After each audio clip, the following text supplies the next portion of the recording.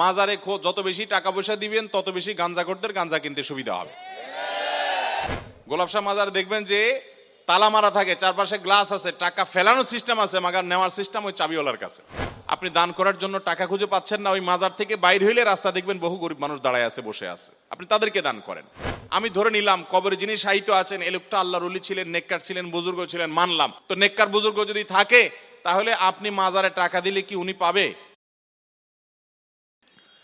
অনেকেই দেখি পীরের দরবারে টাকা, চাল, গরু, ছাগল ইত্যাদি নিয়ে যায় আর বলে এটাই বড় ইবাদত, এটাই নাকি কবরে যাবে। এসব দিতে অস্বীকার করলে আরো বলে ইমান নাই, কাফের। দয়া করে মাজার পূজা সম্পর্কে আলোচনা করেন।